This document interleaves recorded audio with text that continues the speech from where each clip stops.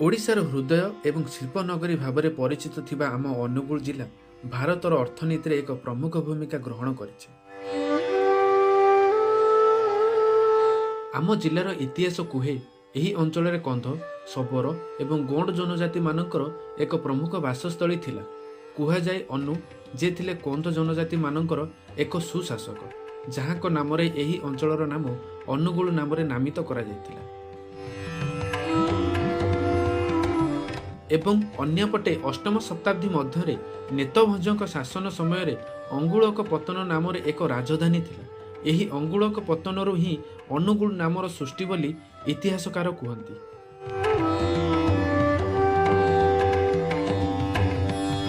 एही जिला ओडिशार मध्य देशर अवस्थित थिबा बेले एहार पूर्व में ढेंकानाल एवं कटक जिला सहित पश्चिम में संबलपुर एवं सोनपुर जिला रही।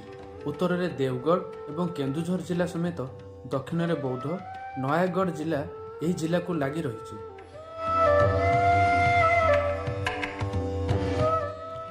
यही जिला तार कला संस्कृति रे एक श्रेष्ठ स्थान अधिकार करिछि। एठाकार बासिंदा लक्ष्मी पूजा को अति धूमधाम रे पालन करुथिबा बेले माँ बुढ़ी ठाकुराणी मंदिर शैल श्रीक्षेत्र जहाँ पर्यटन क्षेत्र में एक प्रमुख भूमिका ग्रहण करिछि।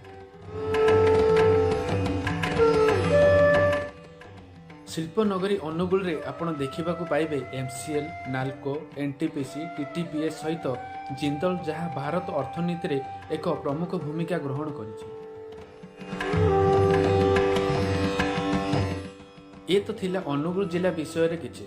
जदि आपन के वीडियो भल लगी कमेंट करबा सहित चैनल को सब्सक्राइब करने को जमार भूलिए। धन्यवाद।